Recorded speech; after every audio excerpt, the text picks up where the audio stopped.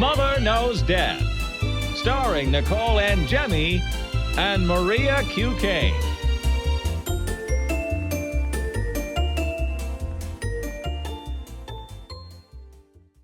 Hi, everyone. Welcome to Mother Knows Death. On today's episode, we're going to be talking about a pretty well-known person who has died from assisted suicide, a possible new serial killer, spraying semen on people, and pooping on an airplane. Let's get started with the LeapFrog founder assisted suicide. All right, so Mike Wood, who was the founder of the educational toy company LeapFrog, died at age 72 by assisted suicide in Zurich, Switzerland.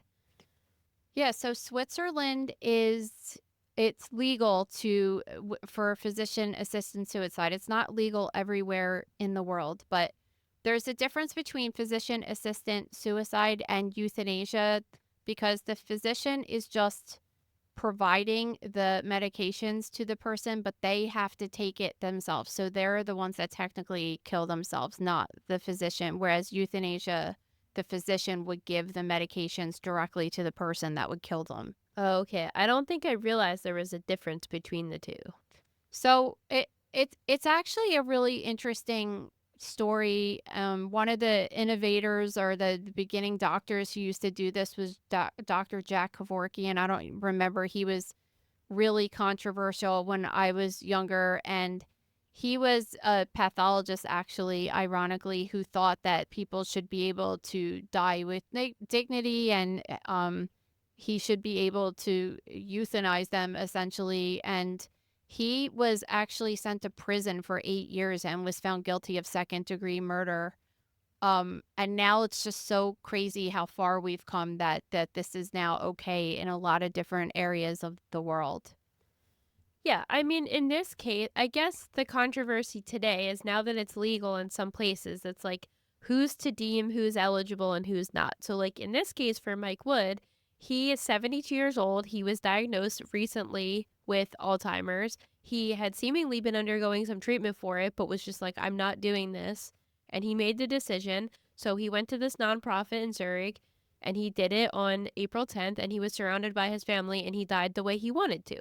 So I guess in a lot of these circumstances, people would say, well, like, of course, if you were diagnosed with something like dementia or Alzheimer's and you know exactly, like, maybe something else like we were talking about last week or the last 2 weeks, ALS, something you know is going to kill you and be a horrible death, right?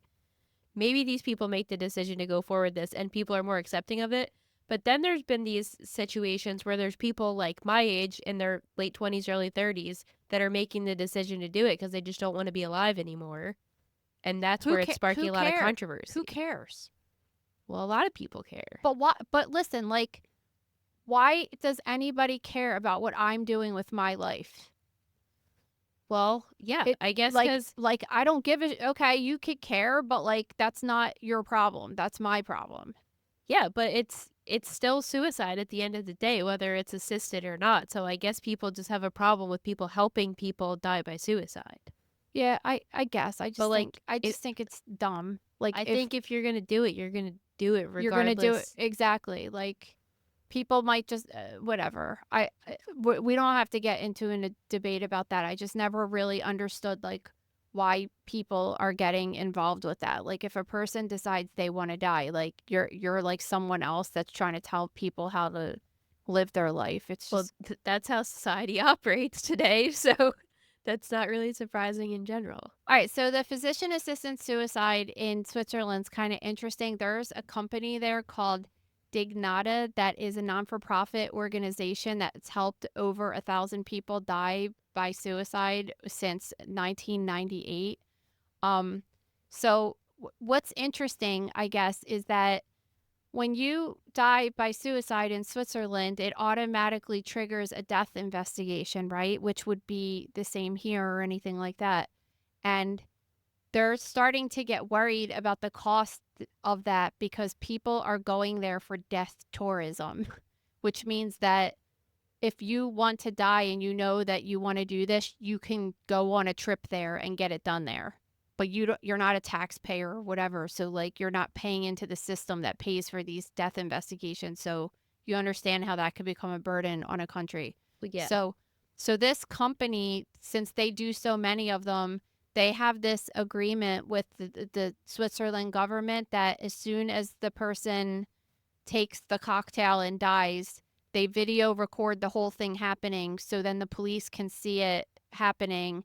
And then afterwards, the police come and then the funeral directors will come pick up the body. And they have like a whole entire system for it, which will kind of help along the process of not taking so much resources for the death investigation. Um, and the whole thing is just so we're gonna do a high profile death dissection on this because it's super interesting.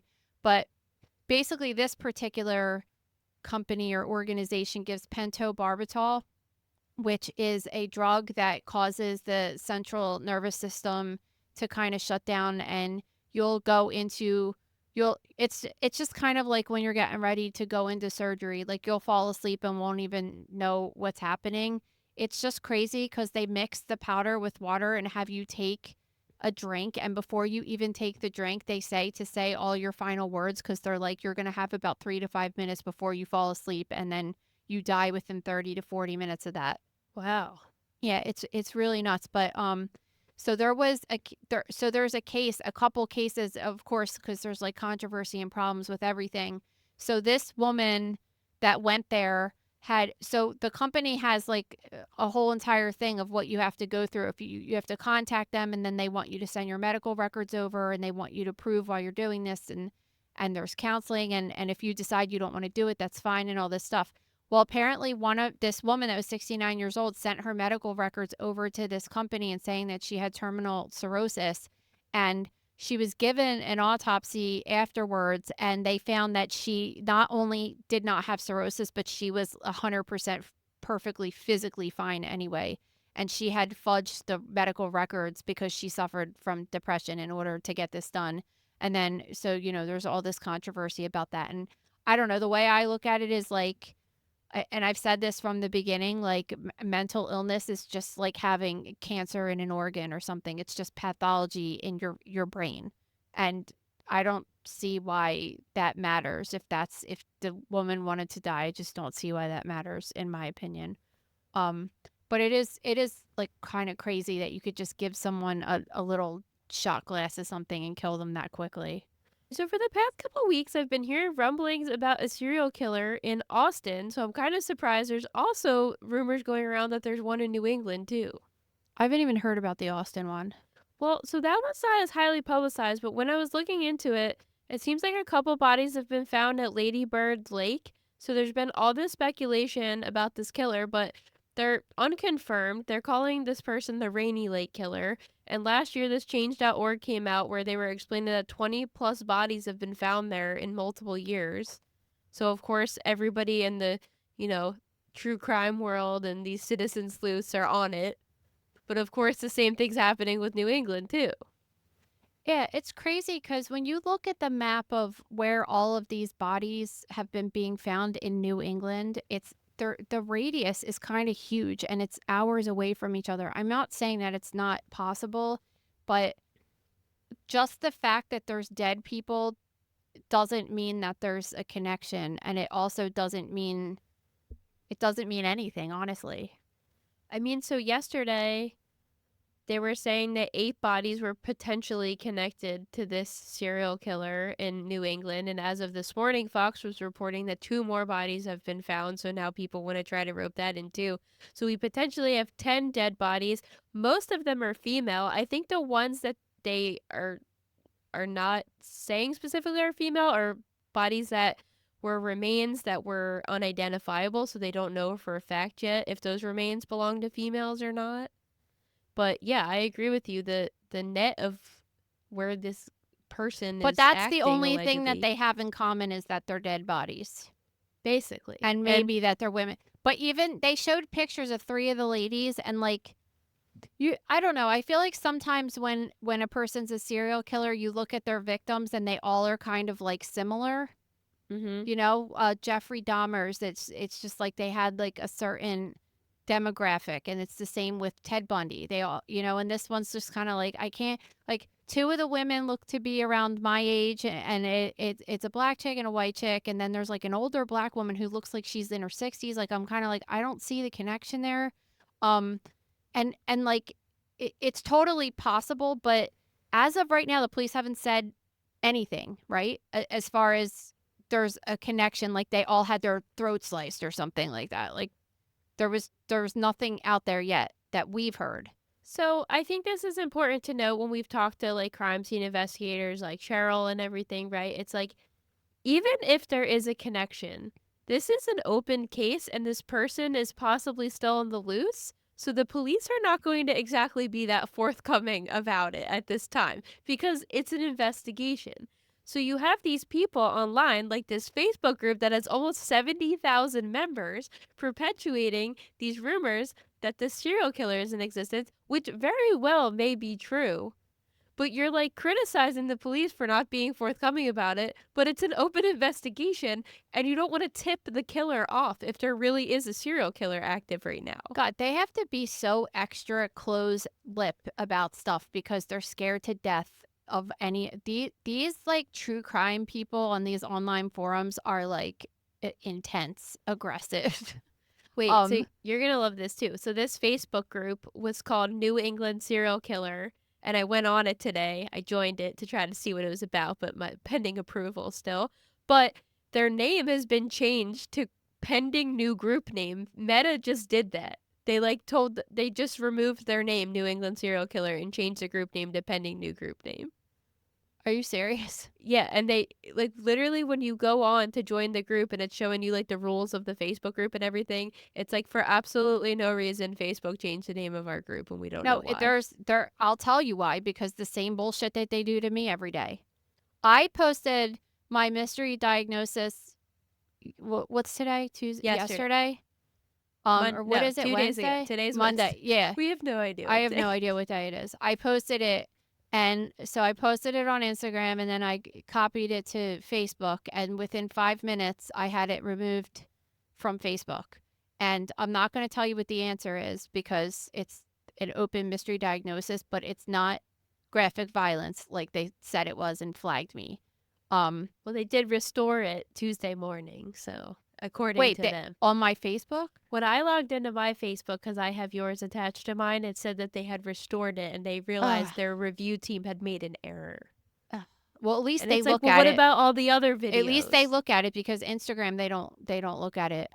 Did I tell you guys that I'm banned from going live on Instagram for 365 days right now? But you've consecutively been banned for 365 days. No, like, it is said keeps putting me 365 days Yeah. for 365 days. Yeah, Like, so I can't go live. Like it's just amazing. So that's why, because they're cracking down on like I'm surprised. I won't be surprised if it continues this way, that any people will be able to talk about any true crime stuff at all because they're cracking down on it so hard. It's just outrageous. So I find the concept of a new serial killer to be really fascinating because you just want to think today with DNA and forensic advancements and, you know, everything like that and technology that it would be really hard to be a serial killer. But then when you look at the Long Island serial killer and you see how he went undetected for so long, it really is interesting to look at.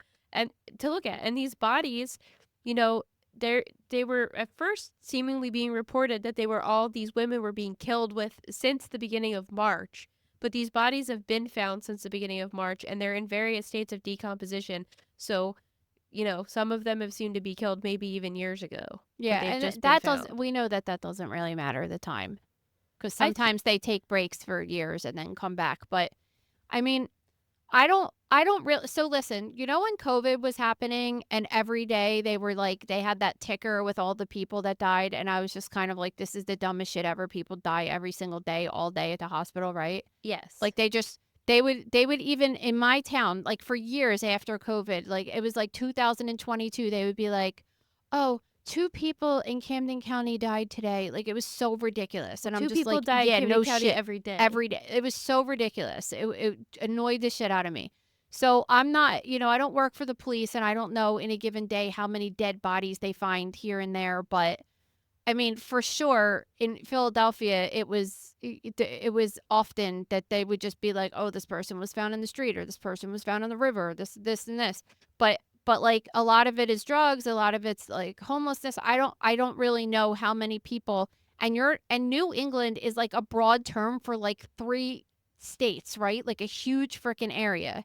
So I don't know how many dead bodies they find, and this could just totally be like not super out of the normal. I don't really know.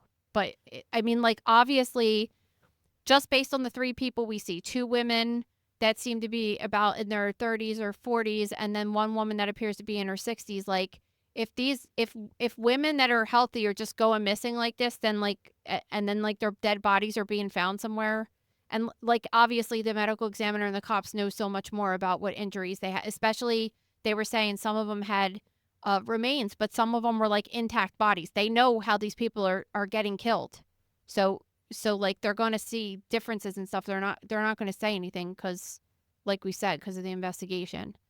Yeah, I mean, I think everybody has a right to speculate and everything. And of course, we talk about true crime and it's very fascinating to us. And these stories come up and they're fascinating to look at and to see in this day and age. But you also have to respect the investigators. If there is a real serial killer on the loose, trying to catch that person to save 4 people's lives. So, like, back off and let these people please do their jobs the right way and stop sensationalizing everything. All right, this next story was one I referenced on yesterday's episode about eye for an eye punishment, and I really think these terrible people should have to go through the same horrific experience they put this child through.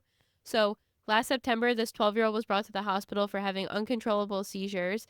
This hospital visit prompted an investigation after doctors noticed the child was malnourished and covered in bruises and cuts. She also only weighed 50 pounds, which is severely underweight for a child that age. So the investigation basically revealed this horrific abuse at the hands of this child's mother and her grandmother. So Lillian's 12 years old, and she is like see-through skinny, right? Yeah. She's like one of the skinniest people that you know as a child, right? And she weighs almost 100 pounds. Yes. So I'm like, and which I thought was kind of light, because I was like, when I was in 5th grade, I was like 99 pounds, I remember. It was before I went to middle school for sure.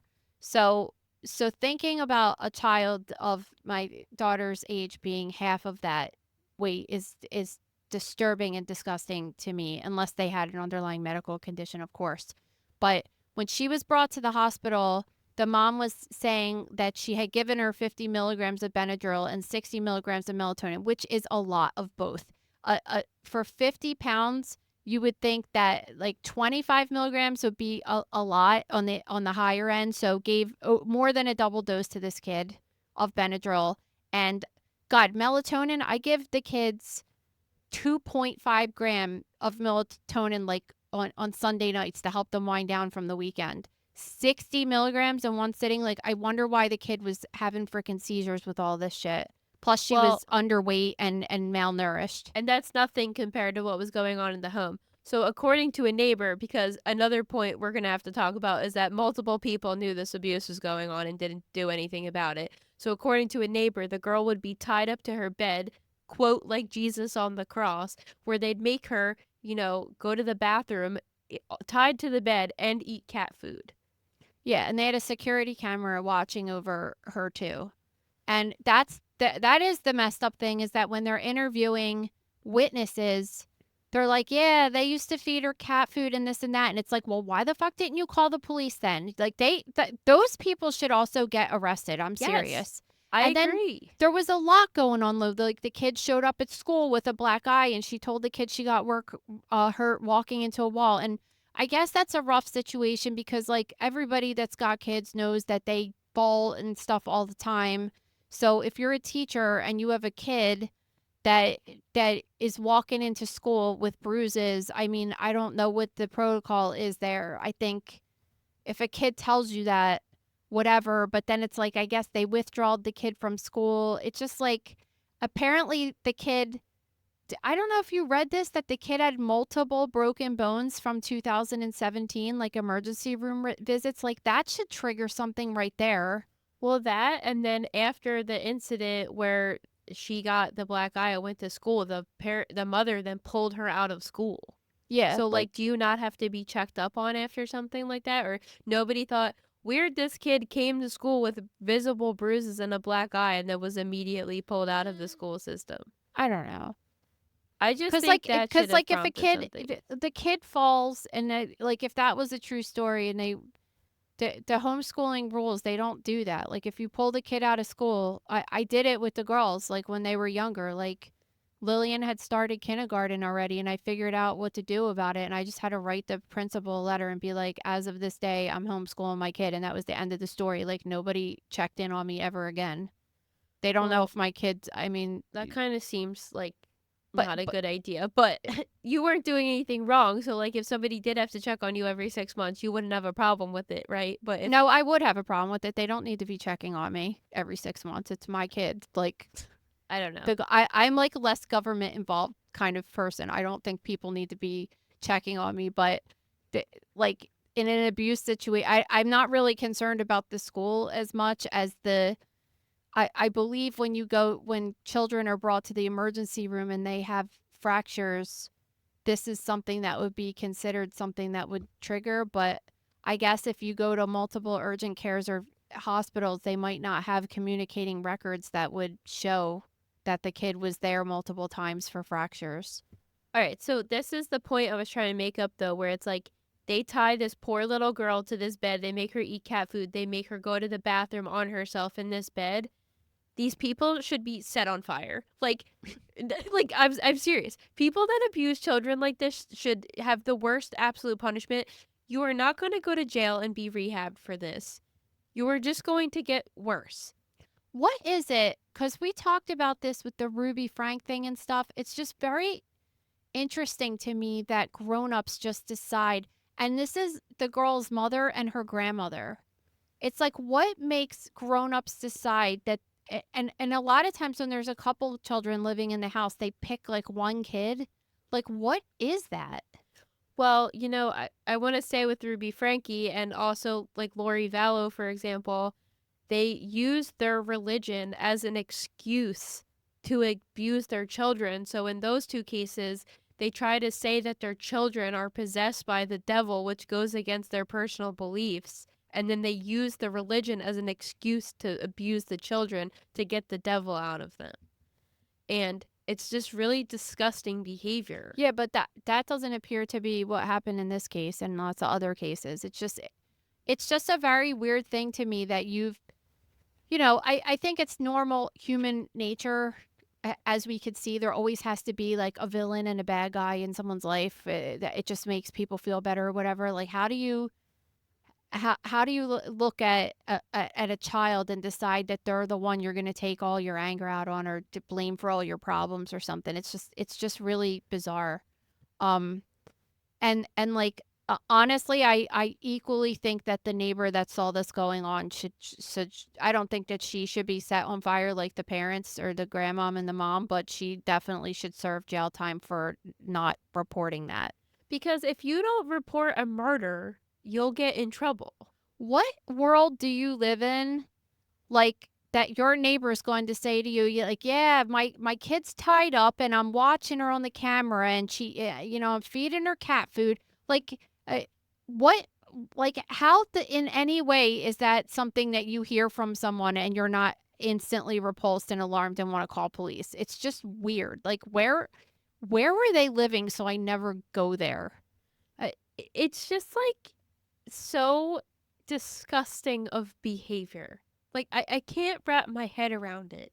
And it's like there's so many instances where child are beat by their parents or starved by their parents or emotionally abused by their parents, but something about tying a child up, feeding them cat food, just repeatedly beating them, it's just so disgusting. And people it leaves you with little faith in humanity that people like this are able to have children. Like, it really does. Yeah, it makes me sad too because I think about like every single meal my kids eat lunch or their snacks are I pack and dinner. I want them, if they don't like something, I'm always kind of like, all right, well, like, let's try to make you something else, or let's see if you could try something else.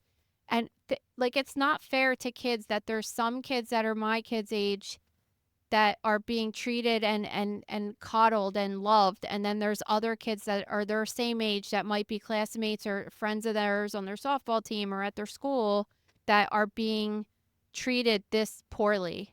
It really breaks your heart that any child has to be treated like that, you know? Well, we have to applaud the doctor for reporting them and getting them Well, investigated. another thing that I want to know is when this was reported, and yes, of course, and um, because that is a lot for a doctor, I'm sure, because you're looking at this and you're like, okay, this looks really bad. And then you look at this little innocent child and you're like, no, like your mind tells you there's no way that somebody's doing this intentionally. There has to be a reason for this. And like, if I call, it's going to open a whole can of worms and like it could cause problems and this and that. But yes, right thing to do. But why did it take from September until this week for the parent, for the grandmother and the mother to finally get arrested? I don't know. It seems Like like they the should have been girl. put in jail that day. Well, it seems like the girl was taken immediately after the hospital visit and was in custody with the state at that time while the investigation was happening. But I agree, 7 months is absolutely ridiculous for them to get arrested. But at least they have been arrested and they're in jail. But a bond's been set. Why? Like I don't think these people deserve at all to get out. No. Like, this is death penalty worthy to me. This episode is brought to you by The Gross Room. Guys, we are going to be doing in the upcoming weeks an extensive high profile death dissection on physician assistant suicides.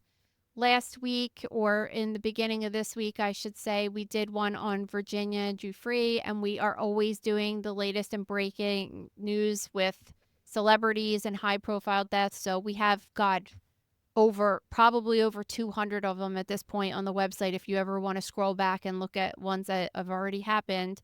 And we keep up with it every week, and also some really crazy videos as usual in the gross room. Yeah, head over to thegrossroom.com now to sign up. All right, here's another freaking creep.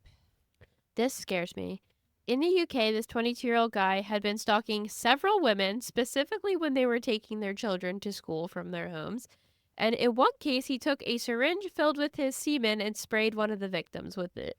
Yeah, real cute, right? He was putting on this red hoodie every day, and then he would put a mask on, and then he would put on a trench coat, and he would stalk these women and follow them. And then Creepster went home and wrote about it in his diary and made notes and plans as what he wanted to do with the women to sexually assault them. He also assigned them nicknames. One woman did realize he was following her and got so scared that she stopped taking her kid to school because she feared for their safety. He was wearing the same outfit every day. And I'm sorry, but anyone that wears a trench coat is a freaking weirdo. That's like... That's quite fashionable right now. No, they're women, not. But they're just not. I'm sorry. So like you're automatically triggering me if I see you wearing a trench coat. But go ahead. All right. So anyway, he was caught after one of the women reported him to police after she realized he had been following her for a while. So he ended up getting arrested that day. He pleaded guilty to 4 counts of stalking, sexual assault by spraying the woman with the semen-filled syringe, and possession of indecent images of a woman engaging in sexual acts with a Dalmatian and a horse that they found at his house later that day. That I know. It's so gross. And that video, like, actually we wrote a whole entire high profile death dissection on bestiality too, which is, you know what, I warn you if you want to read it, because there's some things you could just never unread. And knowing that people do this, and I mean, this is not like an AI thing. Like, people are literally having sex with animals and recording it, and people are then getting off on it. I'm personally traumatized from that write-up about the guy from Jerry Springer, seeing the extended version of him talking about putting panties on his horse wife. But anyway, I'm more surprised that he was with a female horse, because usually when you see a dude screw a horse, it's a male horse screwing the guy. Which I just want to know how you physically pull that off, because I just trying to figure it out. I don't understand how you can, but whatever. I don't think I need to look that stuff up ever again. I saw quite enough when we were doing research for that. But this stalker was sentenced to 3 years and 4 months. This is a major problem. That is not enough time, and he's not going to stop doing this, and these women are going to be probably living this all over again in a couple of years. All right, so here's an interesting part of this story. So apparently they gave him a psychological report and described him as having low intellectual ability and highlighted that he had autism traits, which resulted in him becoming fixated. Well, is that what happened? Was that what they're trying to say happened with Brian Koberger? Because like it doesn't matter, Well, he still committed a crime. I understand that. I do understand that. But like, let's say a person like this had Down syndrome. Would you feel differently about that? Well, Because like, that's well, different. it's different, but there's all different levels of autism with the intellectual ability. I'm just saying, like, I wouldn't exactly say that this is with Brian Koberger, because with Brian Koberger, no one ever heard of the dude having autism until he murdered people, and then he was like, hey, let me try this loophole. Like, that's bullshit. Okay, well, if this is legitimately the problem in this case, maybe he doesn't go to jail, but like if he's No, he needs to go engaging in these somewhere. crimes, he needs to get some form of treatment, because going to jail for a couple of years is.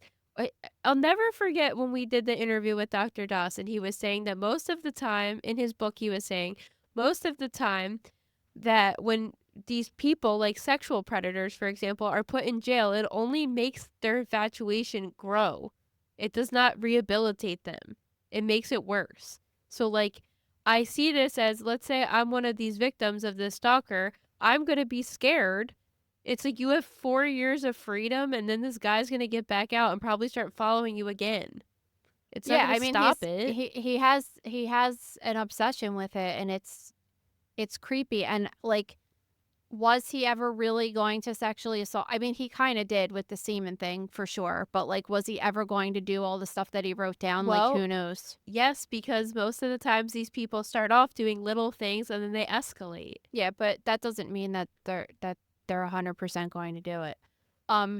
Another crazy part of this story is that he had an online girlfriend in the United States that he never met. Do you know how many times I've heard of people dating people on these, like, whatever it is, Match.com? That's probably not even a thing anymore, but one of those like dating websites or whatever, and they live in another city or another state or another country, and you just like really have no idea who the person is. So there's someone in America right now that's been dating this guy online. Well, yeah, and they're like, well, we put him on the sex offenders register for 7 years and given him a 10-year restraining order. A restraining order is a piece of paper, and people violate them all the time. Imagine meeting a guy when you're 30 and just being like, hey, what's up? And like not really knowing, and then finding out like, oh yeah, he used to follow women around and throw his semen on them. Like, you wouldn't even know about it because he wouldn't even be on the list anymore. There's this episode of 30 Rock where Tina Fey is going out with this actor. He's on a bunch of commercials right now. Anyway, she's going out with him. And then she comes home one day and she's watching To Catch a Predator, and he comes on To Catch a Predator. But it was pretty funny. You know what's crazy? I always see these articles online that'll be like, Camden County man caught with child pornography or something. And there was just one in Morristown recently. And I'm just like, you know what? If I swear to God, one day it's going to be somebody that you know. And obviously people know these people, and you're just like, what do you even feel like when you see that? It's just so nuts. Like somebody that you know that lives in your neighborhood or something, or well, God forbid, I have that story, but I don't know if I'm going to share that one. All right, maybe we should move on to the Southwest Pooper. Yeah, so I mean, this is not really a story. Of course, it originated in Philadelphia. The woman might possibly be one of my neighbors who just decided to get naked and take a shit on the seat in the airplane. My first thought was, of course, the flight started in Philadelphia, was heading to Chicago, and as the flight started landing, this woman just completely gets naked and then takes a shit on her seat. It doesn't seem like it was like a colon blow diarrhea situation where she could not make it to the bathroom in time. It seems like it was an intentional I was wondering if it was a colon blow situation because I'm like, if you have colon blow, you tend to get really hot and sweaty. No, So that would no. explain the You would getting never naked. take off your clothes in front of somebody if it was a Obviously, true diarrhea story. obviously. I was gonna say at least she waited until the end of the flight to do it. Dude, what would you do? Like, I just keep trying to put myself at the window seat and thinking about the person sitting in the middle between me and another person just getting up and like pulling down their pants and just pooping like right in front of me. Like, I just don't. Somebody had to be on this plane and witness this, and we need to know the details. I was wondering, like, if somebody next to you starts taking all their clothes off and you're like, okay, maybe you're just like, okay, they're taking their hoodie off. And then, like, the bra comes off, the panties like, can you stop them or is that considered assault if you touch them and you're trying to be like, No, you can't. You can't. okay. But I mean, the flight attendant should. But it's funny because Lucia was like, I might want to be a flight attendant. She was asking me all these questions the other day, and she said something about the training and this and that, and I was telling her all the possible situations, and I was just like, dude, flight attendants deal with a lot of shit.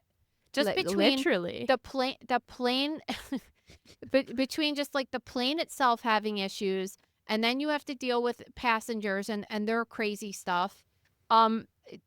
It's just, like, what if it was so from Chicago and Philly is like 2 hours probably, right? it's I not would long. assume. Yeah, it's short. But like, what do you do? Like, what do you do? What if it's a full flight? What do you do? Like, you're stuck. You're trapped on this plane.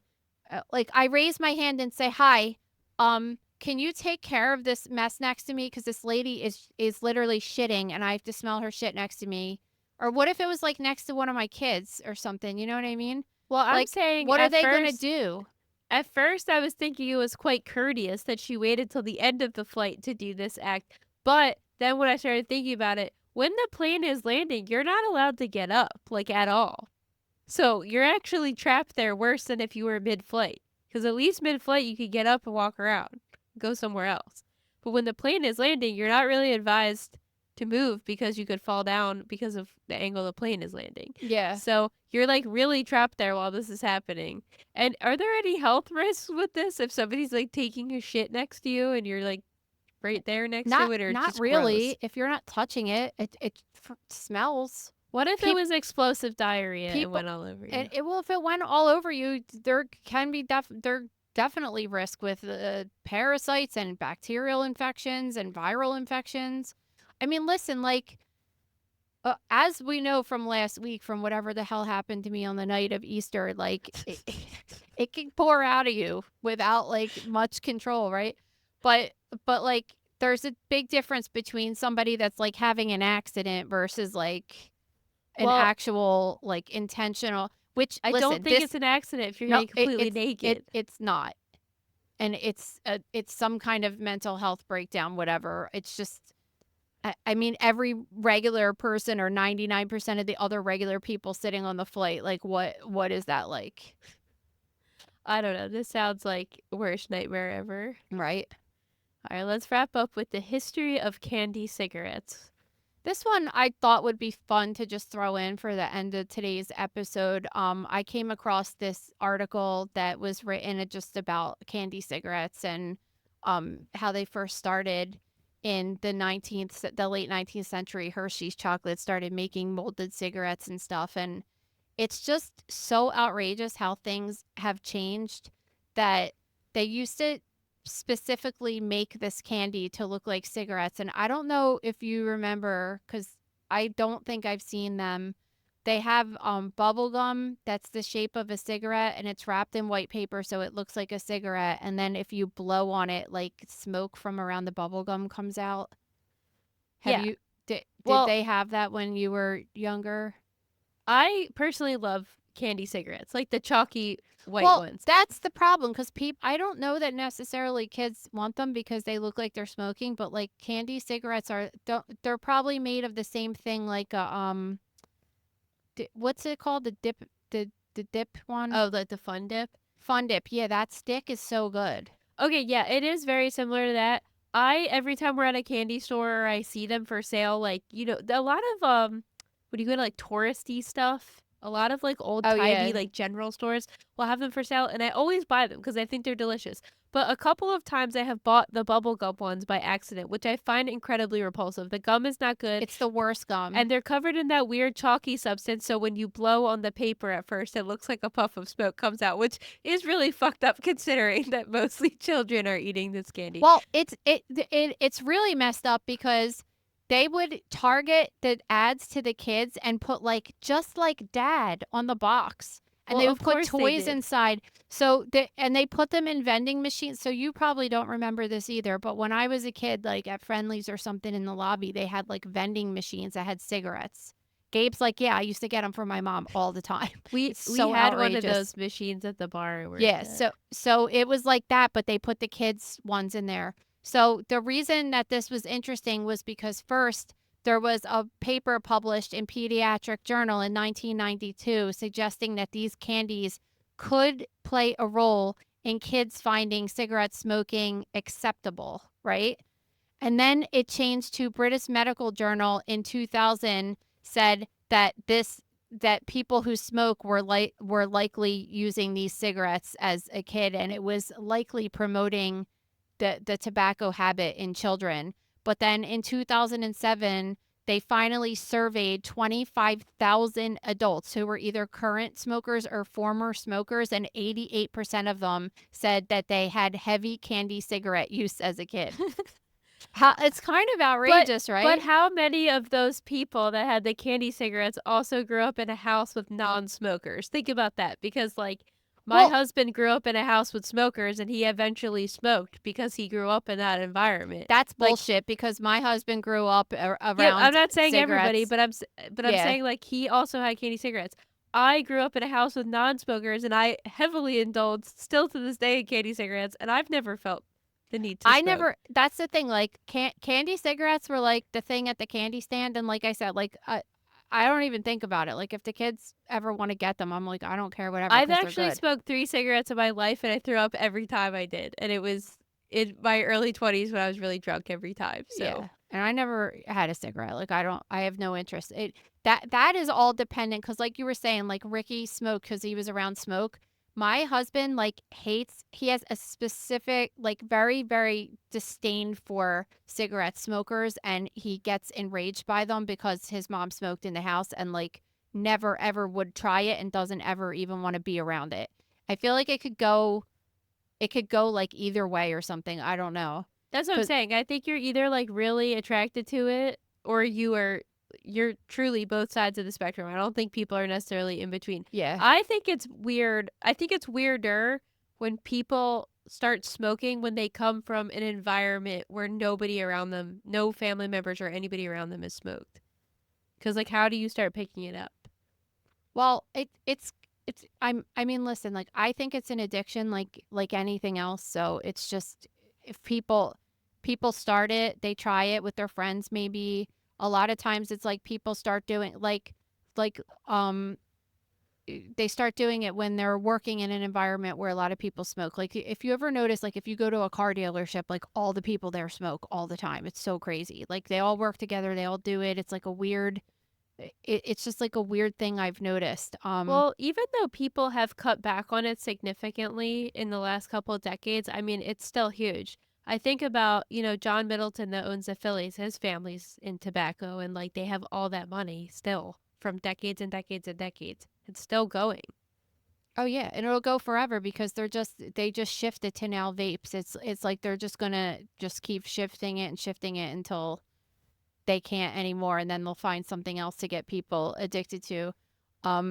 It is just it is interesting though because you're modeling things for kids and they do still sell them. And it was cool too in the article because they were saying like certain candies have been banned. Do you know which one they said was banned? It's outrageous. What? Apparently, like the SPCA or something was complaining because there was a gummy bear made by that Trolley company. Is that what it's called? Trolley, the one that makes those yummy peaches and stuff? Yeah, I think so. That was a roadkill. Oh my God. Like what the Relax. hell?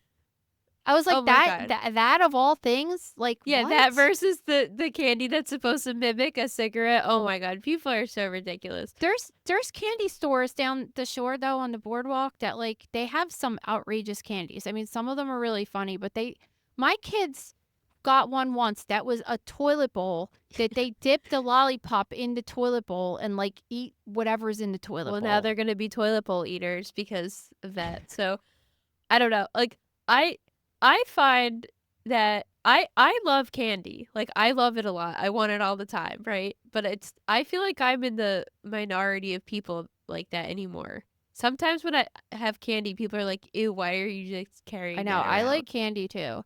I was picking Lillian up from one of her friends' house the other day and they had this like giant bag of Sour Patch Kids, like one of Oh, and I those ate the whole economy thing. sizes.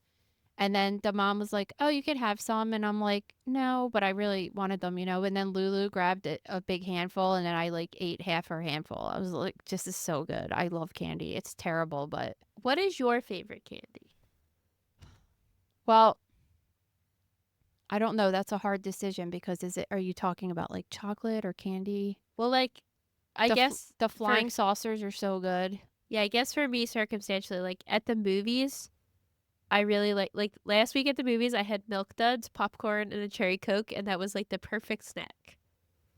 No, I won't drink soda anymore. That shit's just bad for you. I only have it once in a while, and it's Yeah. heavenly when you have it. But on an everyday situation, I prefer the sour candy variety. I really like Nerds Clusters, Sour Patch Kids, Ew. Sour Patch Watermelons. I'd say Nerd Clusters overall are probably my favorite candy right now. Except those ones you gave me, the Easter ones, weren't Because good. they were jelly bean nerd clusters. Yeah, they were. So the purple flavor was so gross. Yeah, I But ate like 2 boxes of Peeps at least. I like the peach rings too. You know what's weird to me that I think the Peep company should get on? Because you could really do a survey because every single person that you ever talk to likes some stale better. Like, why don't you just sell ones that are already stale? Because, like, when I open the container, I have to wait like a while for them to get stale. They really should. It's like when Cheez-Its started making the extra toasties because Yeah, once in it a should be while the like burnt that. ones would get in. Yeah, like it should be like a specialty thing. I agree 100%. I do prefer the stale ones. Maybe Uh, they can't control the staleness. Like, if they put them out for a day and let them get a little stiff and then wrap them up, like, would they stay like that or would they get like rock hard? I don't know. A couple weeks ago, I don't know, me and Ricky were just like talking about our days, and he was like, "What'd you eat for lunch today?" And I was like, "Well, me and my mom went to Walmart. We split a pack of Peeps." That was our healthy So lunch. gross. I So wonder like gross. why my joints hurt and shit. This is why you have explosive Well- diarrhea. It could be. It Oh was my right God. around peep time. Maybe I I still just can't laugh. overdosed. I'm gonna start getting a coughing fit. All right, guys. Thank you so much. If you have a story for us, please submit it to stories@motherknowsdeath.com or send us a message on Instagram. And please don't forget to leave us a nice review on Apple, Spotify, or subscribe to our YouTube channel. All right, we'll see you later in the week. Thank you for listening to Mother Knows Death. As a reminder, my training is as a pathologist assistant. I have a master's level education and specialize in anatomy and pathology education. I am not a doctor and I have not diagnosed or treated anyone, dead or alive, without the assistance of a licensed medical doctor. This show, my website, and social media accounts are designed to educate and inform people based on my experience working in pathology so they can make healthier decisions regarding their life and well-being. Always remember that science is changing every day and the opinions expressed in this episode are based on my knowledge of those subjects at the time of publication. If you are having a medical problem, have a medical question, or are having a medical emergency, please contact your physician or visit an urgent care center, emergency room, or hospital.